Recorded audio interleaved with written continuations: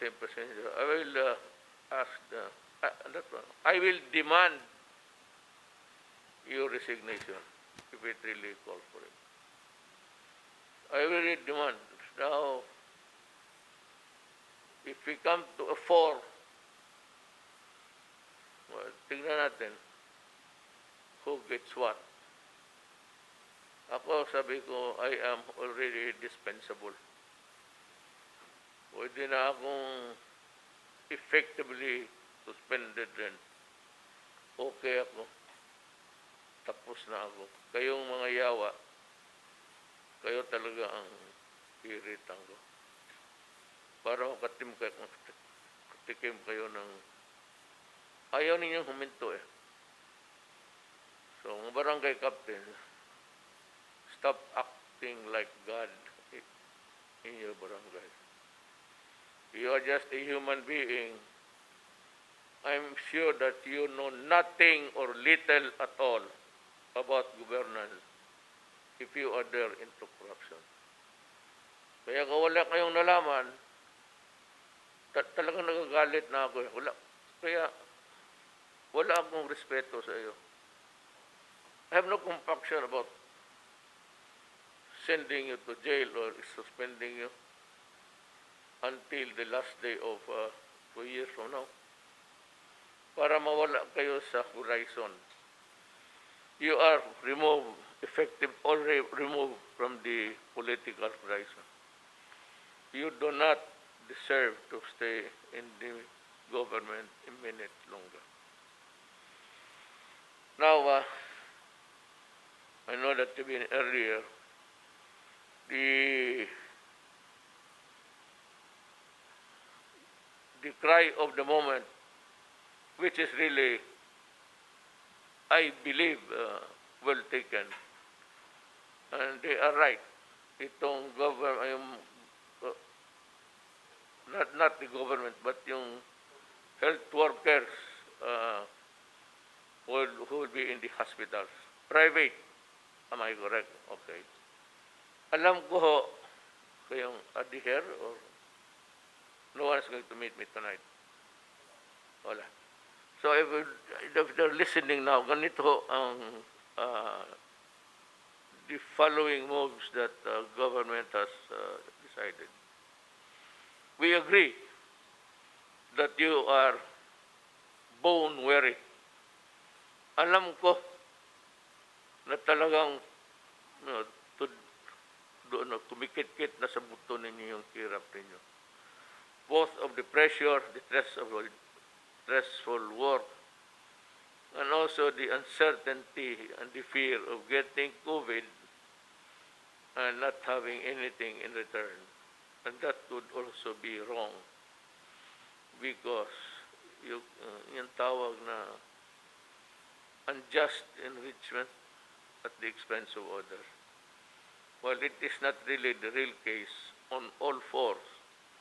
It applies that government cannot take advantage of the services of private persons or citizens and yet send them to the dragon pit. So we are ready to consider that itong, well, if you want to term it stipend or allowances or pay, give us time. We will make the report. Sana masali ito sa the second Benihan. Baka masali ito. Kung masali ito, ibibigay ito sa inyo. Ora mismo. No delay from the Treasury diretso na sa inyo. If you want it to be Treasury warrant, fine. If you want to be in cash, fine. We will look for the right persons to distribute it. But the thing is, you can rest assured that there will be no corruption deal. Talagang uupakan ko kayo, mga putang ina. Talagang uupakan ko kayo. Yeah, the humiliation of being treated as one who has been ousted from service because of corruption. para malaman ng mga anak ninyo na babuhay kayo sa putang inang kalukuhan. Regarding the benefits, we were also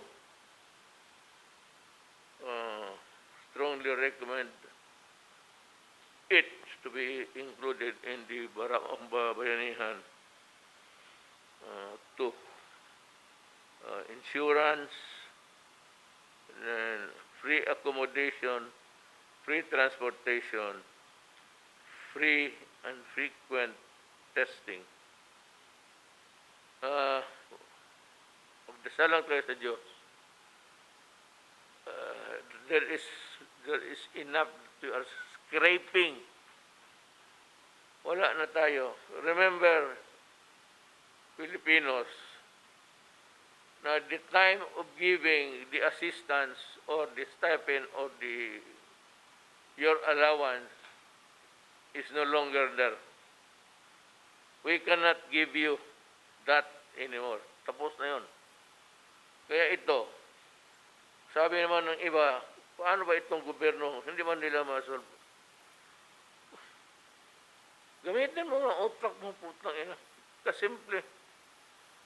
COVID is the enemy, not government. Government is trying to control. As a matter of government, put you in prison in your houses. Kaya ano nangyari? Maraming ayang sumunod. Cebu is a standout. I saw it from the government surveillance TV. Then, nakita ko parang wala nangyari. Motor sila lahat. So I was complaining, I'm telling you, we were having a cabinet meeting several times, that itong Cebu, murag wala. Murag walay sakit nga galibot. But there is no germ kagaw nga balibot. You are doing life nonchalant. Nagbali wala lang. Sige, continue lang tapo. Mahaw, panood to, inom. Puta. Pagdating ng panahon, sabihin pa ninyo, we are having trouble here. The hospitals are nobody in this world was really prepared to deal with it. In only a matter of 48 hours upon advice, I already suspended the way of the usual life and tried to sequester you inside the quarantine of your home. Wala nga anong sabihin. For example, Secretary Duque, they want their neck. Then I ask you, okay, you want me to fire Duque? Let me be satisfied. Anong kasalanan ng tao? He did not import COVID. He was there all the time, and an infection was overwhelming, not only for the Philippines. I do not want to compare it with any country, but it was a global thing.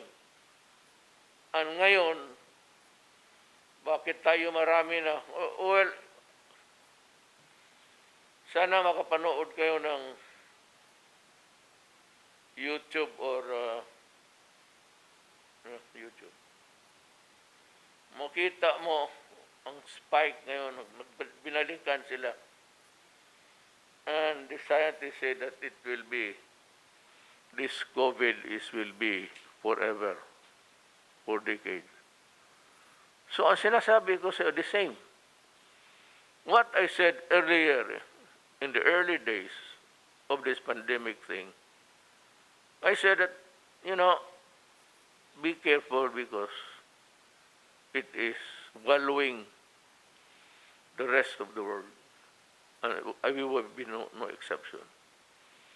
Dito sa Cebu, makita mo naman sa Cebu pati Maynila, almost same behavior.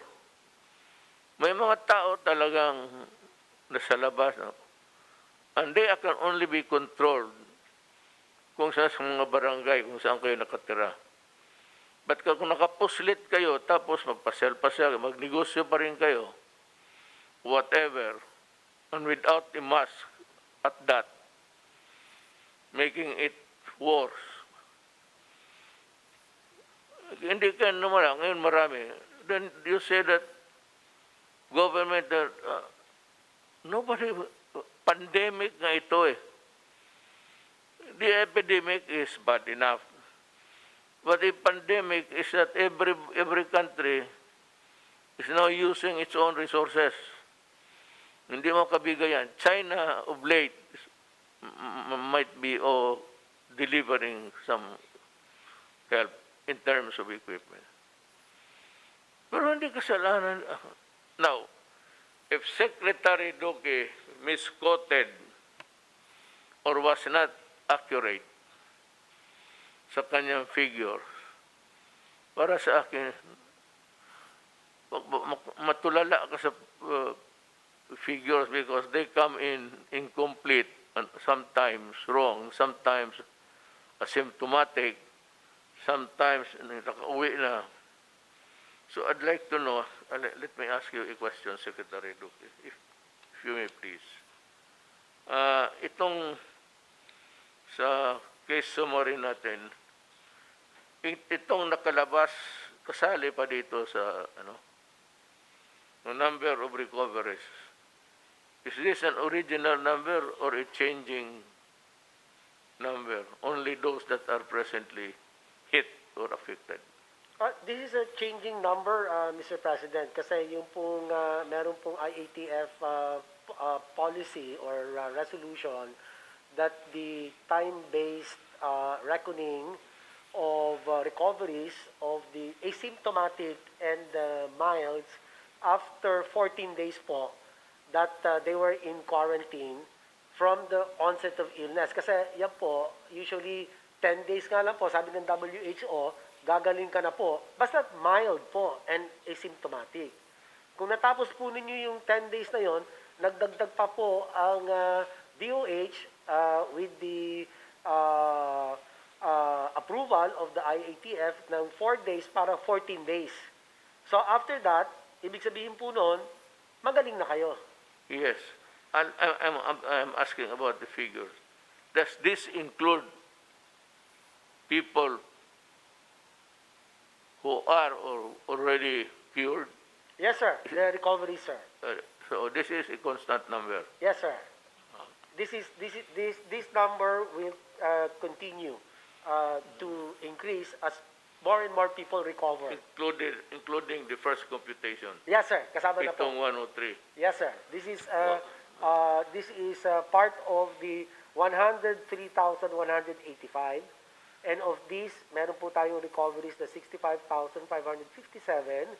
Ang ating pong active cases, which means these are still either in quarantine or in the hospitals or in the ICUs, isolation beds, depending on their clinical condition, Mr. President. Yeah. Opo. I know, especially those. Now, look, ladies and gentlemen. By the way, si Fiscal Yang, I forgot to mention where he belongs. He is with the presidential anti-graft. Doon ka. Then I need another classmate of mine. Tinabahan ata ng COVID. What is really very, not sad, but almost an irritation that could put stress on anybody's mind. Itong mga kasama mo mga doktor, yung iba nag-private, yung iba na sa gobyerno. Yung sa gobyerno, I really appreciate your hard work. I said, I know that everybody is born weary. Talagang pagod na. Kaya ito sila, sinasabi mo ngayon, health workers, frontliners, lagay sa private hospitals, if they continue to expose themselves at tinamaan sila,